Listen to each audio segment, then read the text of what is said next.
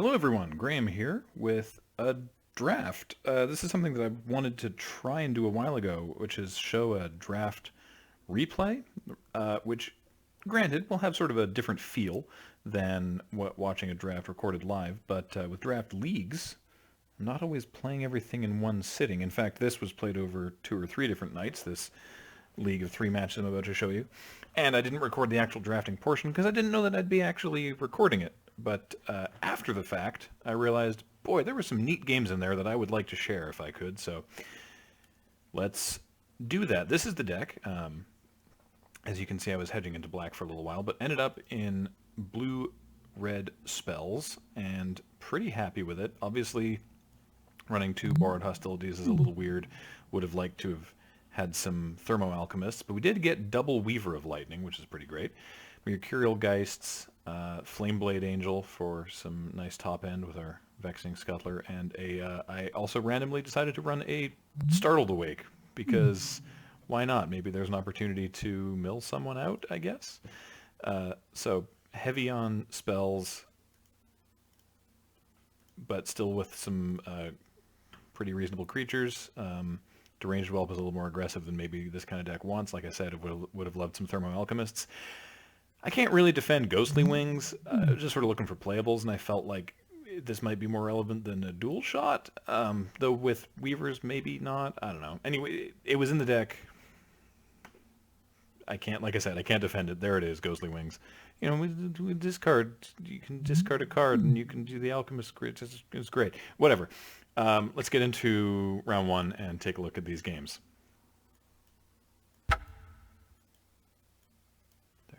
Now, alrighty, here's game 1. Now, I can't remember exactly everything from these games because it was a couple days ago that I started the league, so we will be learning some stuff together, and hopefully I'll try to be able to remember what my logic was in certain situations as I walk you through this. And the replays are obviously going to go faster than the real games did, but again, this is the first time I've tried this.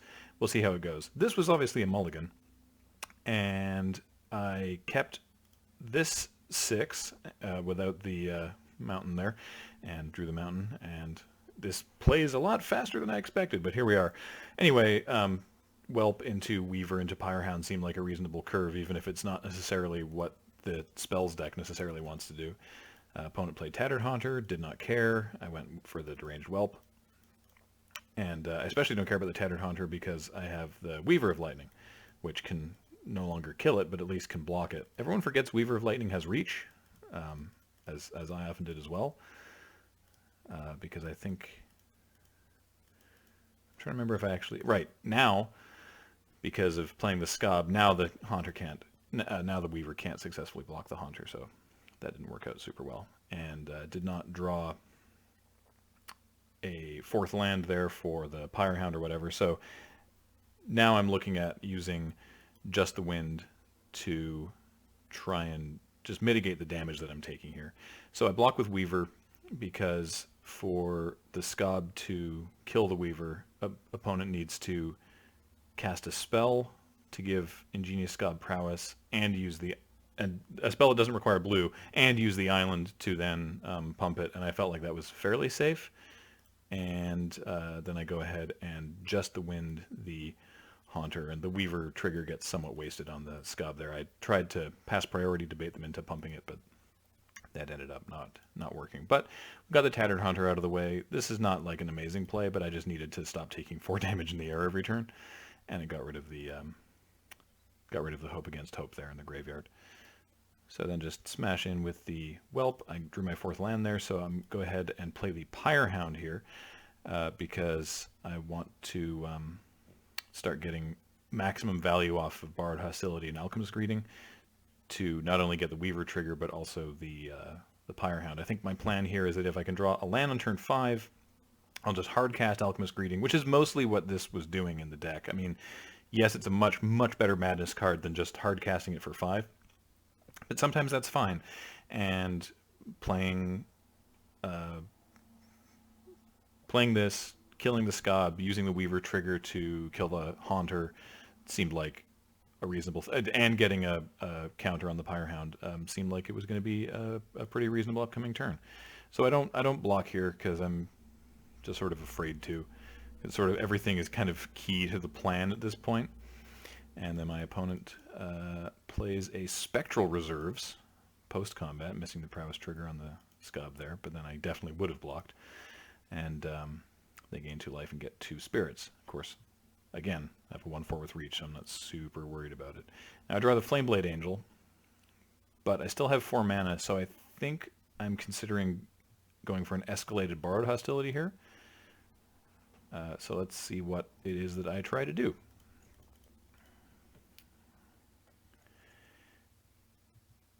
Yes, so we attack with Deranged Whelp and Pyrehound and just sort of see what happens. And I think that I'm expecting them to just trade both their spirits for the Hound here. But they don't. They just take 4 because they can totally take 4 because they have total air superiority. And so this is where I was hoping to be able to block with the Weaver, use Borrowed Hostility to pump it, trade, and either block or trade it for the Scab and kill the Tattered Haunter. And they cast Press for Answers, which tapped it down, which was very bad, because they tap it down for a whole turn and they get a clue. And so now I'm in this position where I stand to be taking 3, 5, 6, 7 and go to 2. And so I have to decide, do I go to 2 or do I use the Borrowed Hostility just as a way to kill the Tattered Haunter and save 2 damage? And I think I do that, yeah. So I get a counter on the Pyrehound, I stop the Haunter, I save a little bit of damage, and then they cast... no, it looked like they targeted something there, but no, they didn't. So this is me untapping and playing Alchemist Greeting now that I drew it there. So, sorry, that's a little confusing. I'm tabbing through stuff too quickly. So drew the 5th land, Alchemist's Greeting, kill the Scab. Ping from the Weaver kills one of the spirits. I get another counter on the Pyrehound. I hit with the Whelp and the Pyrehound for 6, taking my opponent to 6, and I'm now at 4. And they cast a Gone Missing on my Pyrehound and get in with the Spirit again because the Spirit can't successfully block the Whelp or the Weaver. And so I just get in for 3 because now it's a little sort of mini race. I decided just to get the Pyrehound back down. Maybe the Maniac would have been better, but I figured having Trample would be useful. Subjugator Angel doesn't do a lot here except provide a pretty good blocker. And they don't attack with the Spirit. And so I just slam down Flameblade Angel. And if you're like me, you sometimes forget what Flameblade Angel does. So I decide to attack all out here because here's what Flameblade Angel does. Whenever a source an opponent controls deals damage to you or a permanent you control, you may have Flameblade Angel deal 1 damage to that source's controller. So my opponent's tapped out by playing Flameblade Angel.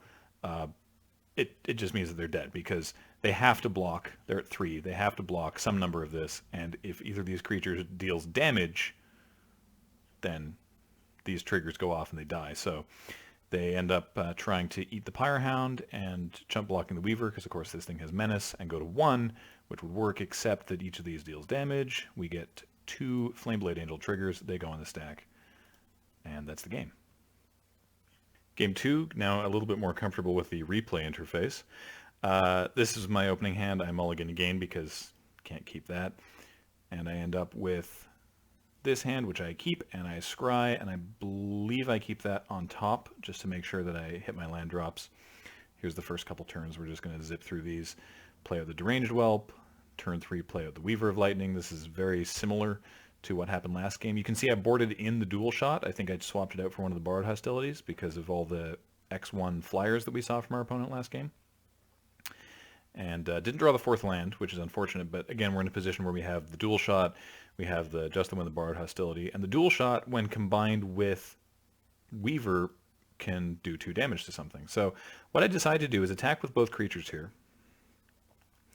and I'm trying to bait my opponent into doing some bad blocks, but they don't actually go for it, so they just take 3. I think next turn is where I get a little more frisky with the spells. So they tap for Lunarch Mantle, targeting the Enlightened Maniac. So Lunarch Mantle gives the creature +2/+2, so they're trying to turn Maniac into a 2/4 and still have the 3/2. So what I do here is I target them both with Dual Shot, and I put the Weaver trigger on the stack, targeting the Enlightened Maniac as well. So the idea here is that the Dual Shot does 1 damage to the Maniac, and the Weaver does 1 damage to the Maniac as well. So the Maniac dies and the Lunarch Mantle gets wasted. Now what happens is my opponent casts Survive the Night on the Enlightened Maniac to give it +1/+0 and Indestructible until end of turn, and also they investigate. So, because my plan was to bounce the Horror at some point with Just the Wind, so now I'm in the position where I cast Just the Wind, targeting the Enlightened Maniac to get it out of the way, and from the Weaver trigger from this, I'm able to do a second point of damage to the Eldrazi Horror, the first from the Dual Shot, and so this is the stack we end up with on this turn of the game. So 1 damage on the Eldrazi Horror, Enlightened Maniac gets bounced, Survive the Night goes, point of damage fizzles, Dual Shot now kills the Horror, Lunarch Mantle fizzles as well. So we traded a Dual Shot and a Just the Wind for a Survive the Night and a Lunarch Mantle, but now my opponent has no board, so I think that's okay. I think that's pretty all right. So next turn I get to get in for another 3 here and play out the Pyrehound. And now we got to see what my opponent's going to do to get back in as they sit at 12. Now, Nearheath Chaplain. They have the Enlightened Maniac in hand. I realize Enlightened Maniac is not an astonishing play, but were it me, I would not play a Nearheath Chaplain into a board with a Weaver of Lightning just straight up. I mean, obviously Weaver blocks it, but the fact that I have a creature here that can just, on the back of any spell, can ping this and kill it when I already have this much board and you're at 12, that's a tough sell for me. So I just trundle into the red zone. They block the Pyrehound, which has Trample, remember, so I escalate my Borrowed Hostility. I give the Pyrehound first strike and the Weaver +3/+0. I don't know why I spread it out like that, but because I don't know what they're doing over here. But the point is I still get the Pyrehound trigger, so it gets a counter. I get the Weaver trigger, so the Nearheath Pilgrim dies, and the trample damage from the Pyrehound, which is now 3, goes through. So now I've got 3, 7, 9 damage presenting on the board here, and guess what? They don't have any spells, so that's fine. And then they untap, and they Choking Restraints the Pyrehound and replay the Enlightened Maniac. I draw the Flameblade Angel, which of course I cannot cast, and so I just sort of make the same attack as before. Now this time they actually go for it, and so I trade the Eldrazi Horror for my Deranged Whelp and get in for 1 with the Weaver, and then play the Silent Observer, because of course they're at 2, and this thing has flying. I realize Silent Observer is not an amazing card, but I kind of like it in this particular spells deck. Sometimes it just blocks a lot of stuff and it's kind of annoying, and you can make it big with Borrowed Hostility if you want. I don't know. So they play Nephalia Moondrakes, which is a 5/5 flyer, which is big and scary. And so now I'm sitting here going, oh no, have they stabilized? Can I now not get my damage through? So I draw another land. I get the Stensia Innkeeper. I tap down an island. I have no good attacks. And they attack with the Moondrakes, which it seems very strange, but who am I to judge? So I'm just like, all right, come on through. Bring it on over. Take me to 15. And they pass the turn with 2 cards in hand and 5 mana up. And I draw my Savage Alliance. Savage Alliance was a big reason that I was in red this draft. I got it like 4th. And so I was like, okay, no, we're doing this. We're in red. So on the back of that, I just attack with everything, because I figure that with Savage Alliance, which I can escalate, with 5 mana I can do all 3 modes, and I feel like Savage Alliance is gonna work out just fine for me. So what's my opponent got going on? Well, first of all, they have a Blessed Alliance, which is probably the worst thing that they could have with 5 mana, because they get to, or with 6 mana, because they get to escalate it twice as well. So they gain 4 life, go to 6. They untap their Moondrakes, and I have to sacrifice an attacking creature. So I sacrifice the Silent Observer because it's doing the least, because what I realize is that the way that I win this game is going to be on the back of the trample ability of the Savage Alliance.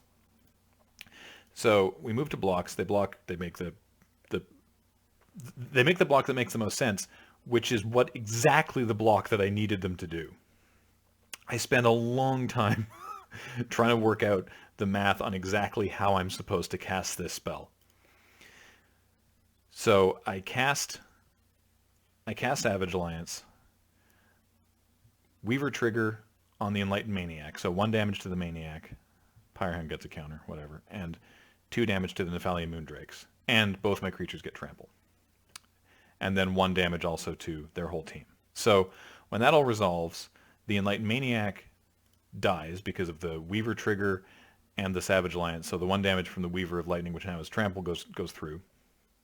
And the Sensia Innkeeper is now a 3/3 with trample, and the Nephalia Moondrakes already has 3 damage marked on it, so it dies trading for the Sensia Innkeeper, but the 2 damage from or 1 damage from the Innkeeper goes through. So opponent goes to 4 here, but they now have an empty board, and I have a Weaver of Lightning and a Flameblade Angel in hand. So, it wasn't amazing, but the Blessed Alliance didn't completely ruin me. Weaver gets in, I don't draw a land, so I play Enlightened Maniac, opponent doesn't have anything going on, and then they just scoop. So that's round 1. Alright, round 2, opening hand of Oops, all spells and land, and I keep it, and I don't remember exactly why I thought that was a good idea. I guess I figured with Galvanic Bombardment I could pick off an early drop, Olog, an early drop. So I guess maybe that was my plan. Let's just zip through the first bunch of turns here. Kessig Prowler eats the Galvanic Bombardment. They play a Gnarlwood Dryad. They hit me with that, and I get a turn 3 Weaver. Could not have been better timed. They hit me with the Dryad again. Weaver gets in. I just decide to smash in for 4, and I'm quite aggressive with that Borrowed Hostility, and I know that, but I don't want them to get Delirium, and you'll note that they've been missing land drops, and so I decide, you know what, hell with it. Let's just press this advantage. Let's just be as aggressive as I possibly can with the draw that I have presented to me. So I take out the Dryad and rumble in, and they discard Ghoulsteed to hand size, which I think becomes relevant later. So I hit him with the Weaver, I play Sanguinary Mage. Unfortunately, I'm not drawing a lot, so I'm not really able to do a lot of really good... I'm not able to do a lot of damage. I decide to Alchemist's Greeting the Noose Constrictor, because if they really want to discard... I think they'd have to discard 5 cards here, because the Weaver does 1 and the Greeting itself does 4, so they'd have to discard a bunch of cards to make it survive, and I just get in for more damage, take them all the way down to 12. So now they play Liliana's Last Hope, and that really sort of messes the game up a little bit. So what they've done is they've used the +1 to give the Sanguinary Mage here -2/-1, and now I'm in a much worse spot. So I put Ghostly Wings on my Sanguinary Mage and get in for 2. I'm just trying to these are plays I'm not proud of, but here we are, just trying to take Liliana's loyalty down. So opponent did a grapple with the past, and they regrew the Noose Constrictor there, so then they just replay Noose Constrictor and pass the turn back. Now I draw Mercurial Geists, which is great, except that the Noose Constrictor has reach, and Liliana keeps ticking up and keeps minusing the Sanguinary Mage. Now I draw Startled Awake, which I'd forgotten was in the deck at the time, and I figure, well, that's probably going to be a way to win the game eventually, but first I'm going to pitch the Sanguinary Mage, draw my Vexing Scuttler, and regrow the Alchemist's Greeting, which I can't cast this turn, but unfortunately Galvanic Bombardment just isn't going to be able to kill the Noose Constrictor, because it only, with the Weaver of Lightning, is only going to end up doing 3 damage. And then end of my turn, opponent pitches Cultist Staff and Shrill Howler to get back Ghoulsteed to the battlefield.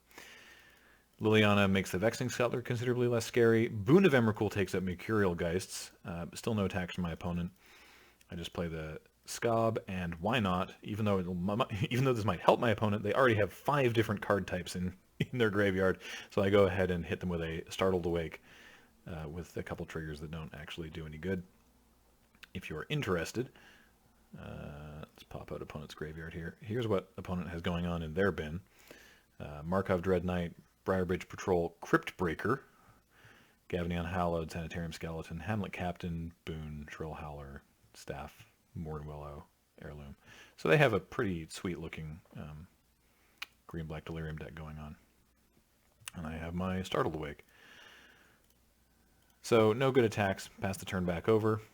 Liliana continues to shrink the Vexing Scuttler. Now, Diregraph Colossus, this is where the Startled Awake was not good for me because it enters with a +1/+1 counter for each zombie card in their graveyard, so it's a 4/4 Diregraph Colossus. Still no good attacks from my opponent there. I get another Weaver, so what I do instead is I pay to return the Startled Awake from my graveyard to the battlefield transformed. Now, this is a mythic, so for those who haven't seen it, it comes back transformed as a 1/1 with Skulk, and when it deals combat damage to the opponent, I get it back as the spell. And so my idea is, well, they've only got 7 cards left in their deck. I'll get in with the Persistent Nightmare, I'll get the Startled Awake back, and this will be fine because then I'll just mill them out and win that way. Because none of these creatures can block a 1/1 with Skulk. The incredibly eagle-eyed among you might realize the problem I am about to have. I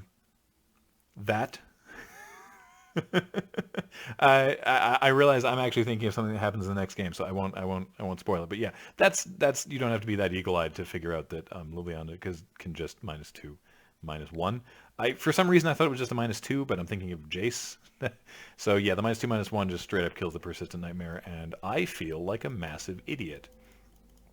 Now my opponent plays a Backwoods Survivalist. Of course they have Super Delirium, so that thing has Trample. Now I draw the Abandoned Reason, which I'm hoping I'm going to be able to do something kind of funky with.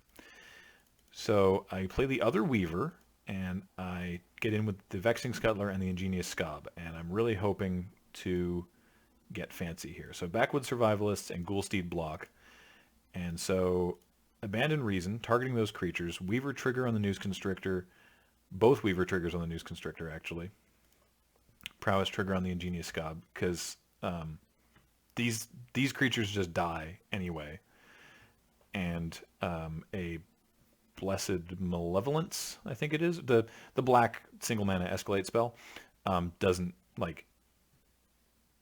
a problem for me here, so I just decided to put the damage,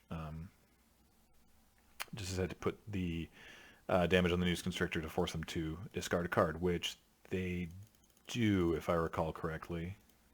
Yes, they discard and aim high, which I'm just as happy about. So the Abandoned Reason goes on here. Now I say this out loud, but I realize that I say that the Malevolence thing. Yes, so the Malevolence, because this is now 5 power and this is a 5/4, so a +1/+1 there or a -1/-1 here doesn't change this combat. And so my opponent does have that spell. Yeah, Borrowed Malevolence. There we go. They do have the spell, and so they give the Ghoulsteed +1/+1, but it has First Strike, so I just give it +1, -1, and I eat both the creatures, which is great. Unfortunately, Liliana, the Last Hope, pops off her ultimate there, and she gets X 2/2 zombies, which is X being 2 plus the number of zombies they control.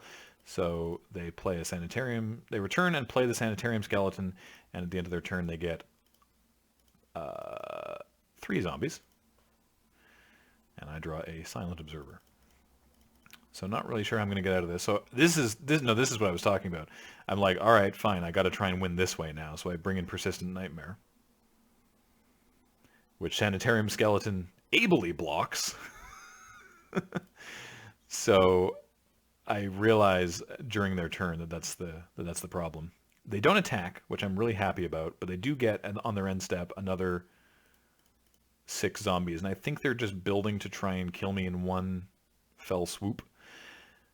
So I realize, well, you know what I have to do here is I have to cast Alchemist's Greeting on the Diregraph Colossus and put my Weaver triggers on the stack to take out the Sanitarium Skeleton, and hope that this will be enough to work, even though it takes another turn to do it. So Persistent Nightmare gets in successfully, returns to my hand as Startled Awake. At the end of my turn, they bring their Ghoulsteed back, and then they just have to go for it and try to kill me with an all-out attack here, with me being at 18. So easy block on the Ghoulsteed, easy block on a bunch of zombies. They only have one card in hand, so I'm not worried about Noose Constrictor, although really I should have put one of those Weavers in front of the Noose Constrictor. I don't know exactly what I was thinking there. They return the Sanitarium Skeleton, they pitch both to the Noose Constrictor. I definitely should have blocked the Noose Constrictor, by the way, I just wasn't thinking. But they aren't able to kill me, they take me to 2, they get 10 more zombies. I untap, I hit them with Startled Awake, and they scoop up the game. Piece of feedback you're definitely going to have to give me is if this is too quick. It certainly isn't.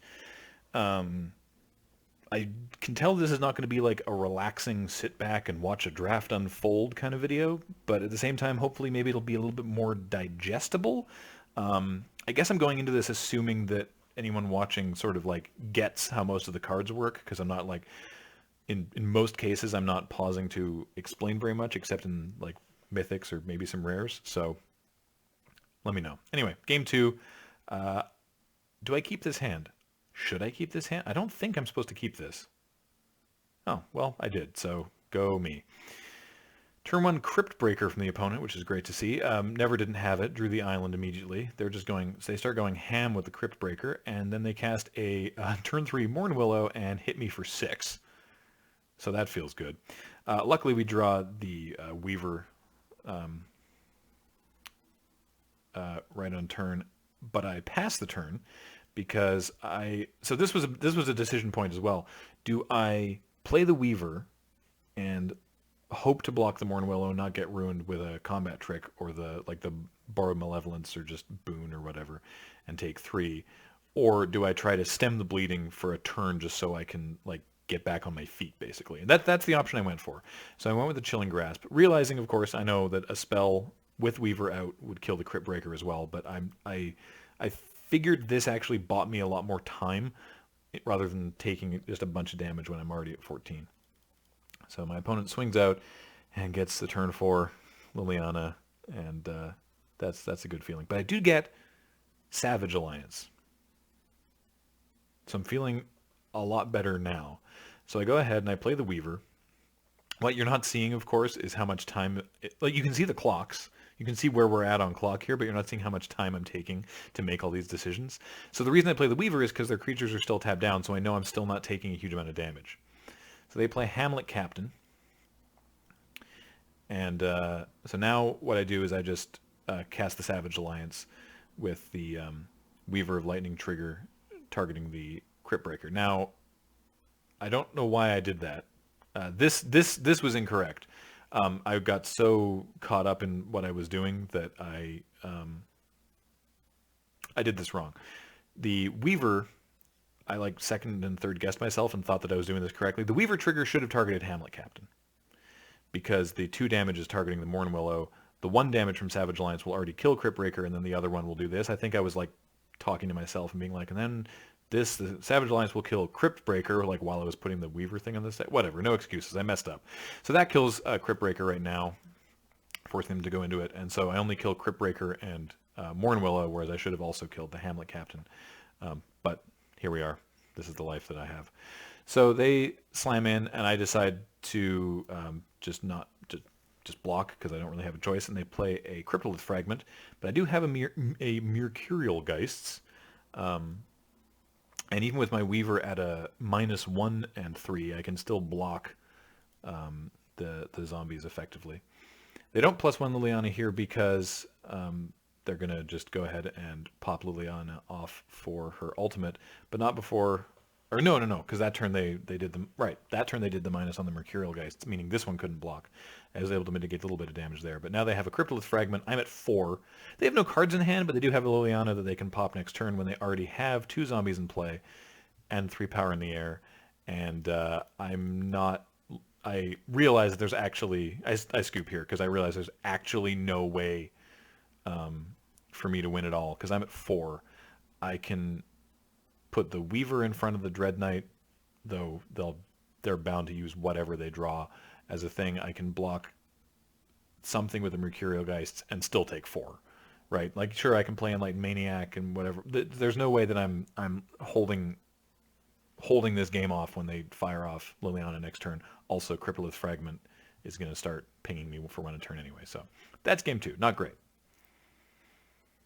Game 3, I'm playing first, and here's my hand, which I decide to keep because I figure if I can live through an all-out zombie attack, Flameblade Angel will do me in pretty good stead. In retrospect, that was not a good hand to keep, and I don't know why I did, but here we are. So this time I decide to just go hard with the Startled Awake. After I draw it, I'm like, okay, I got it early enough. That's how we're winning this game. I have Chilling Grasp to let me live. I have some amount of removal. We're going to win off the Startled Awake. Now you'll notice from the mill, I got Kessig Prowler, Diagraph Colossus, Markov Dread Knight, Liliana, thank goodness, and a whole bunch of land. So would have liked to see some more spells on that mill, but here we are. They play a Backwoods Survivalist, hit me for 2. I recur the Startled Awake because I'm just like, no, I'm making this happen quickly. And I'm working out my order of operations for how I want to do this. It was sort of like, when am I casting the Chilling Grasp? And I thought, no, this turn, this is the best turn for me to pay the 5, get back my Persistent Nightmare, and take a whole ton of damage, which is exactly what happens. So I take a bunch of damage from the Survivalist and the Noose Constrictor, go down to 12, and I'm just hoping they don't have the Borrowed Malevolence. They do get a Neglected Heirloom, though. So that part of the plan works out. Persistent Nightmare hits in, goes back to my hand, and now I'm like, can I cast it again this turn? And I decide that I cannot. It's super obvious that I have a spell hold up. I know that, but I realize I'm like, I can't live if I do that. So I go ahead. They do the Neglected Heirloom. I hit with the Bombardment, forcing them to pitch a card, which they do. They discard a Cryptolith Fragment, and that's fine because I Chilling Grasp on the Noose Constrictor and the Backward Survivalists, and I take 3, and they play out a Dragoon and a Gnarlwood Dryad, which is now 3/3 thanks to Delirium. And they have 14 cards in their library. Startled Awake mills 13. So I cast another Startled Awake, and they will have 1 card left in their deck, meaning that they won't die on their next turn. So things are not looking good for our hero here, is basically the point. And they move the Neglected Heirloom over to the Dragoon. So, but I do get a Weaver of Lightning. So I play my land out, play out my Weaver, play out my Startled Awake. Weaver trigger hits the Dragoon. Sure, that's fine. Okay, moment of truth. These didn't untap thanks to Chilling Grasp. Opponent has 2 cards in hand. They've drawn their card. They have nothing left in their library. I have a blocker. They have lethal on board. What are those 2 cards? Am I dead? They go to combat. Now this amuses me personally. I have a choice here of which one of these to block. And so I go ahead and make sure that I block the Briarbridge Patrol to give them a clue. Because that way they can take their own way out. Turns out they had no combat tricks. They take me to 3.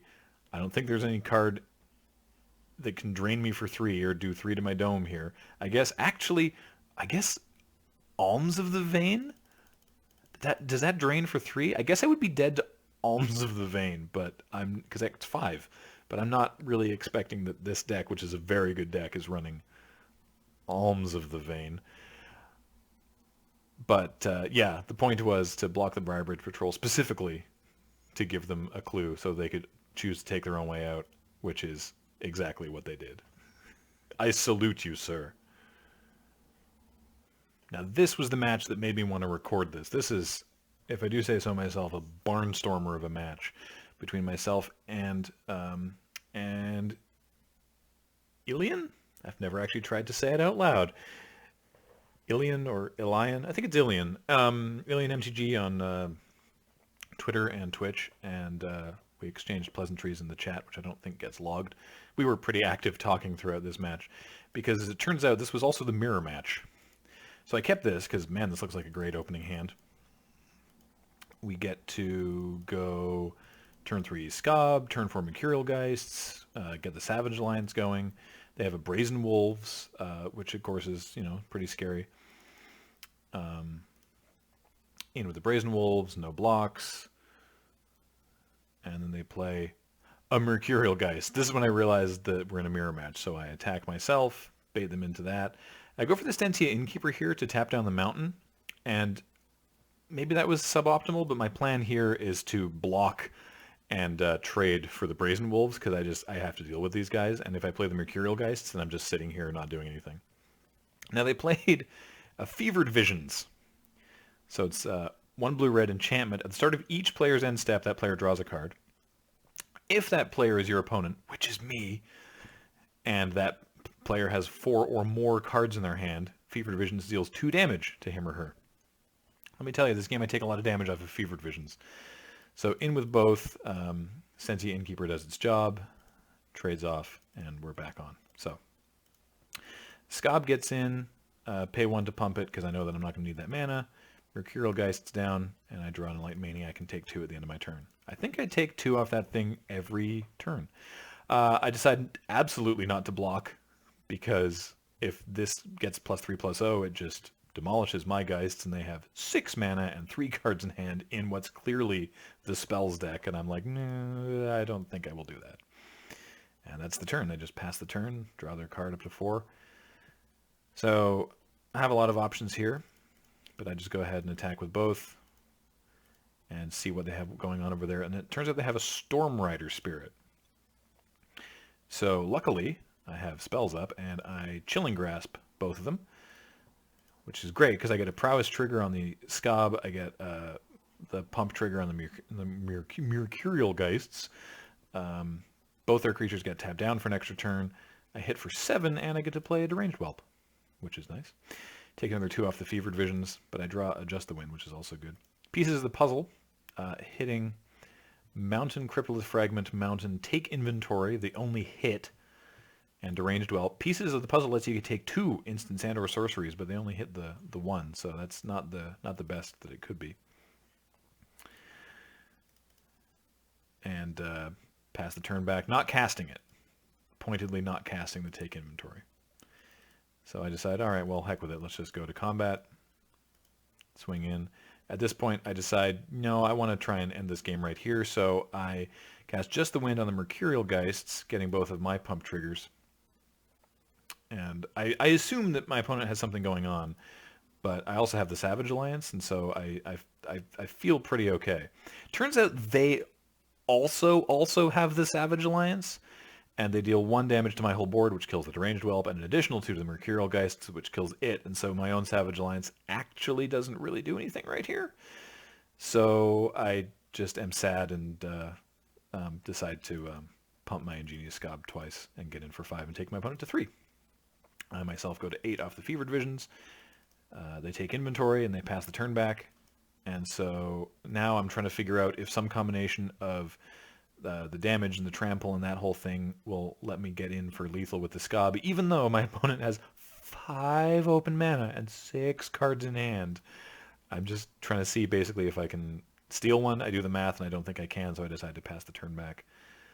Or no, I play the Enlightened Maniac, which is summarily countered with a Confirmation of Suspicion. So I guess I'm glad I didn't go for the other option, except even if they had countered the Savage Alliance, the Ingenious Scob with its prowess would have eaten the Storm Rider Spirit, so I'm kind of bummed I didn't just, go for it, because now I'm in a really bad spot.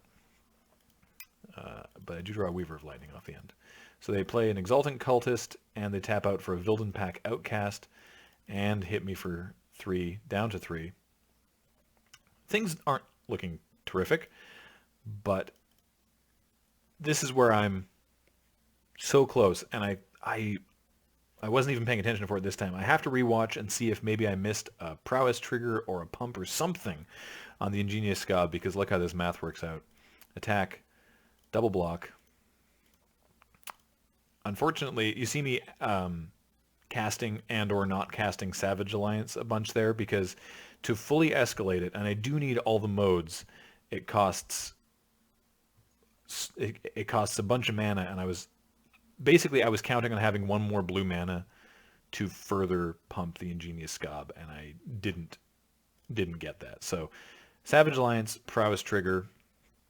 I spent a lot of time realizing that it doesn't actually matter actually no, this is interesting.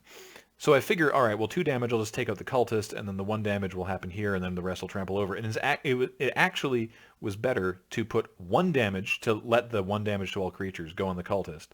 Put the additional 2 damage on the Vildenpack Outcast, meaning that the cultist has taken 1 damage, and the outcast has taken 3, which removes a total of 4 toughness from the trample math, whereas doing it the other way would only remove 3 toughness. So that was nice. At least I did that correctly. But unfortunately, even removing 3 toughness, there's still 2 toughness there. I can pump up to 4. So I kill both of those, but I only take my opponent to 1. I go to 1 on my end step, and they get me with the Stormrider Spirit. Very good game. Super fun. You can see we're at 19 and 15 minutes. I did a lot of thinking that game. Game 2 in the, quote, finals, in the possibility of a 3-0, at least for me. I'm not actually sure what record Ilion was at, but I keep this hand. I figure, all right, this is fine. I just need to draw a 3rd land, which I do, and I can start playing the Scob or the Cultist. So I hit the Scob down. They play down a Brazen Wolves, and with the Startled Awake in my opening hand, I decide, you know what? I'm just going to go for it. So Startled Awake, no, first the Cultist. Right, that's what happens. I decide I want to wait a little bit of time just take those Brazen Wolves off the table. So I do that. I cast the Borrowed Hostility, give the first strike to the Scob, block the Wolves, and just happy to get them off the board and go on with my life. Now it's Mercurial Geist, and I don't draw a 5th land, and so I decide, all right, heck with it. We're going to make the attack with the Scob, which of course they can't block because I can just pump it and kill it. And then post-combat, I go for it. Startled Awake. Here's what we hit with it. 1 take inventory, a Vildenpack Outcast. They also have a Deranged Whelp, a Geist Blast, which is not great that got in the bin, but they will need a lot of mana to make use of it. A Docent of Perfection, an Exultant Cultist, and a Drag Under, and a bunch of land. And I was pretty happy that I hit the Drag Under as well. So yeah, this game I'm definitely trying for the Startled Awake kill. See there, they cast another Take Inventory, which draws them 2 cards that time, because they already have 1 in the bin, thanks to me. But now they've gone to 13 cards in their library. And they cast Pieces of the Puzzle, because I guess when you're playing against Startled Awake, there's no difference between having 13 cards in and having 8 cards. And they hit Mountain Island, Deranged Whelp, Drag Under. The only hit is a 2nd copy of Drag Under, so that goes into their hand. But I'm not worried about losing this game on damage, but I don't draw the 5th land. So instead I just slam back in for 4, sacking the Exultant Cultist to play the Vexing Scuttler and returning Startled Awake that way. So as it happens, I draw the land off of the Cultist, but I decide I can't wait until next turn to get it back in my hand. I got to try and get it in there now, and you know, there's worse creatures to sack than Cultist as far as Scuttler's concerned. So Ilion sees the writing on the wall here. Unless they can draw their counterspell, which I know they don't have. If they'd passed back with full mana up, I wouldn't have gone for it there, because I didn't see the counterspell in the bin here, and that seems like a great way to ensure that I'm closer to losing. Although it's not saying they would have had a good attack anyway, because they can't really necessarily attack here when I have these creatures on the board. But anyway, the Nagging Thoughts encourages me, because now they are tapped out of the ability to cast that spell if they find it, and in fact they realize that is not the case, and they scoop. So we're on to Game 3 on the back of another Startled Awake. Game 3. It all comes down to this. Whipping through the games as I am, I'm probably underselling it, but you can sort of tell by the clocks at the side, this was a very tense match. Great match, but very, very tense. Opponents at 15 some minutes. I'm at just over 13 minutes. Yeah, so let's see how this goes. They mulligan to 6. I decide to keep the 7 that I have because 2-land Weaver of Lightning has been working out pretty well for me over the past couple games. There's that great Ghostly Wings. No play on turn 2, no play on turn 2. Depending on what they do here, I'm prepared to just win something purely for tempo. They don't do anything. So turn 3 Weaver, and I draw the second Weaver, which ends up being supremely relevant. So pass it on back, and 4 mana Mercurial Geists, and I do not draw a land, so I just play my second Weaver. Pass it over. They drag under one of them, which makes it also a 4/3, which means I cannot block, so I just have to sort of go ahead and take the 4 there. I'm never blocking Mercurial Geists with the Weaver of Lightning, because any spell just ruins me, and I realize I desperately need these these guys. So I just attack in with it. 4 mana, so I decide to use my mana as efficiently as I can, so I play the Enlightened Maniac. Unfortunately, the second Drag Under takes care of the token, which goes back to my hand, never to appear again, and then a take inventory to fill their hand back up to 5 mana, or to fill their hand back up to 5 cards, and to hit me for 7 with the Mercurial Geists, because they cast Drag Under and take inventory last turn, giving Mercurial Geists +6/+0. So at this point, let me just be perfectly frank, I was not confident in my ability to win this game at this point. But I did draw Savage Alliance, and so I'm sort of thinking to myself, how best do I do this? And I think I just have to get Savage Alliance right now. There's no way for me to win this game with Mercurial Geists. So I can just cast it, deal 2 damage, get the other one off the Weaver of Lightning, take care of the Geists, hit in for 1, and move on with the game. Vildenpack Outcast is not great, but this very, very lucky top deck to draw the Galvanic Bombardment, because I have just enough mana to play at my Weaver of Lightning, play Galvanic Bombardment targeting Vildenpack Outcast with 2 Weaver triggers, which is enough to kill it. And then I attack in with the Weaver of Lightning. Really, I should have sent a message with the Enlightened Maniac there, but nothing from the opponent there. So I am suspicious that they are preparing to confirm suspicions. So I just go ahead and attack. And this seems like a good time to cash in the Enlightened Maniac. And I can't remember if I go. No, I don't go for that here. Instead, I just play the Stensia Innkeeper. And indeed, suspicions are confirmed. They confirm suspicions and get 3 clues. And so now I'm not happy with my position in this game, because I'm just drowning in the card advantage my opponent is presenting before me, and my Weavers are not really doing a lot of damage. Tormenting Voice to pitch an island. Pieces of the Puzzle, which is a complete whiff. This was very lucky for me. They hit Brazen Wolves, Docent of Perfection, Mountain, Spontaneous Mutation, and Tattered Haunter. All of those into the bin. That was a good break for me. I'm not going to lie. They play a land. They pass a turn with 2 clues or maybe something else up. Go to attack, hit with the Weavers. Weavers are doing sterling work this game. Good pair of guys. And I think it's time for the Mercurial Geists. So I realized that what I can do, I realized a couple turns ago that even when I think I only had 4 mana, yeah, even when I only had 4 mana, I could Scuttler for the Maniac, return Galvanic Bombardment, and have the mana to play it. And that ended up not being the correct play, obviously, but this is the situation we're in now. So now things are looking a little better for me. I'm pretty happy with how things go. Even though they have 6 open mana, 6 cards in hand, I do have, a reasonable board, and I think I've got stuff to do, even though I do have this Ghostly Wing staring at me in the hand, like an albatross. They play a land and pass. And so I'm like, okay, so I guess this is the Stormrider Spirit? Okay, I mean, it's not going to stop me from attacking, so I go to attack, and lo and behold, Stormrider Spirit. So, just the wind, get that out of there. This is weird. It's sort of a waste of Weaver triggers, but whatever. We get the Geist damage, we get the Spirit out of there.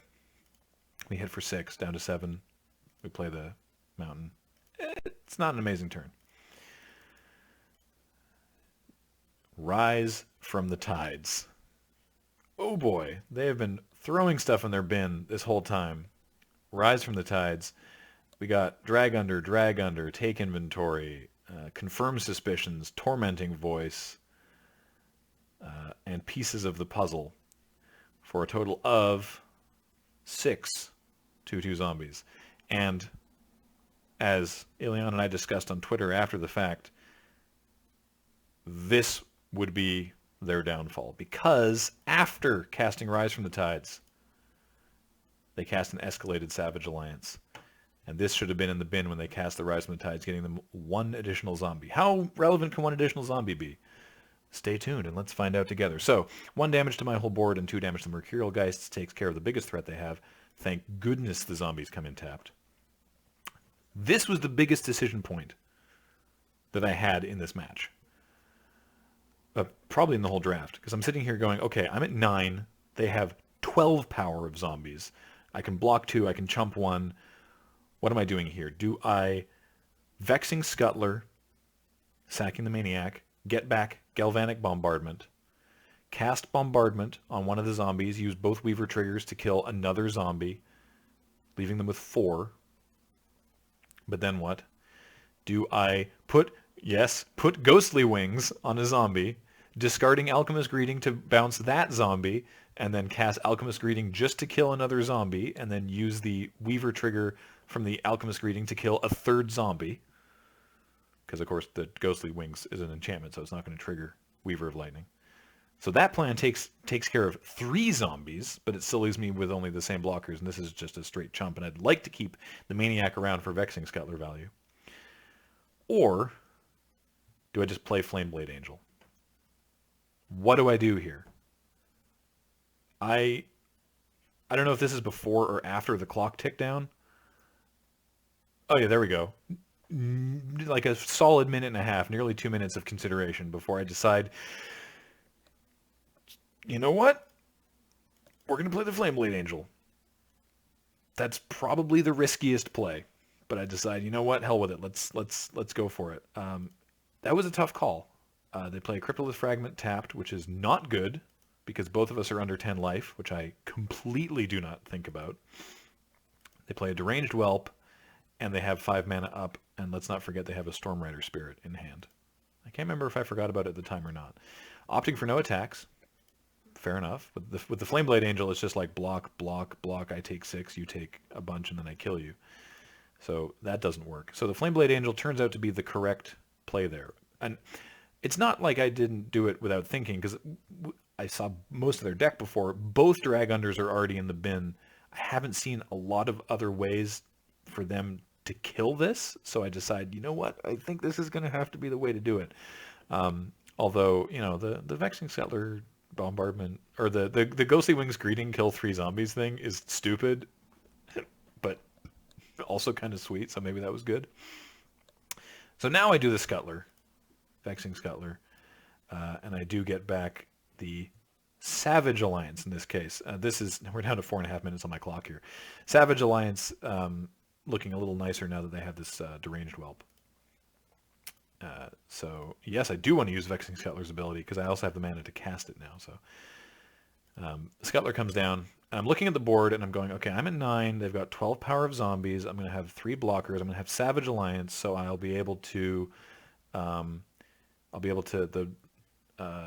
if I do the deal 1 damage to each creature, it'll just kill the Whelp outright, and then I can do a Weaver trigger and a Weaver trigger to kill 2 zombies. So I'm only really looking at 4 zombies, and I'll have Scuttler and these Weavers.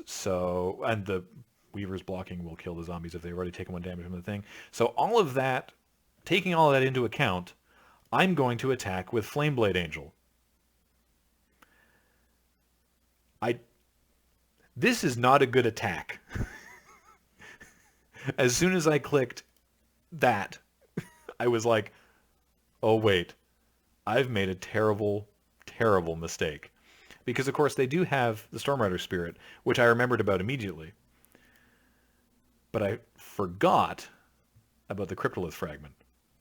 We are both less than 10 life, and on their upkeep, it is going to turn into a 1/4 Flying Death Touch whenever it attacks. Each opponent loses 3 life. And I immediately was just like, I have just made a really stupid mistake. So, end of their turn. Out comes the Storm Rider Spirit. Untap, Crippleth Fragment, turns into a 1/4. How is this game going to go? Well, they don't really have a choice. The only option really is to just swing with everybody.